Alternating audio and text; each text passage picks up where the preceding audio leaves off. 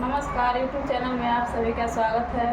हम लोग लाचारी गीत गाने जा रहे हैं, आप लोग ज़रूर सुनिएगा और चैनल पर नए हैं तो लाइक और सब्सक्राइब कर दीजिएगा। धन्यवाद। पिया बाटा बखरिया लग रहा बना, पिया बाटा बखरिया लग रहा बना, पिया बाटा बखरिया लग रहा बना, पिया बाटा बखरिया लग रहा बना। हमरे सासू जी के चारी कोठरिया, हमारे सासू जी के चारी कोठरिया, हमरे सासू जी के चारी कोठरिया, हमारे सासू जी के चारी कोठरिया।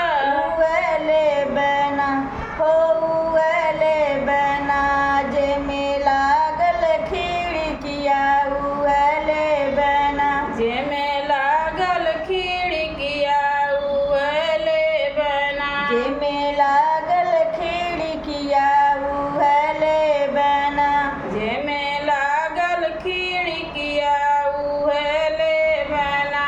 पिया बाटा बखरिया लग रहा बना, पिया बाटा बखरिया लग रहा बना, पिया बाटा बखरिया लग रहा बना, पिया बाटा बखरिया लग रहा बना।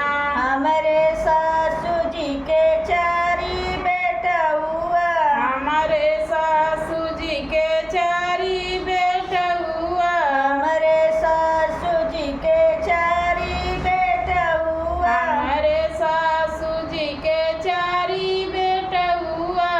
उहले बना हो उहले बना, जिनी उड़ी है जहाजवा उहले बना, जिनी उड़ी है जहाजवा उहले बना, जिनी उड़ी है जहाजवा उहले बना, जिनी उड़ी है जहाजवा उहले बना।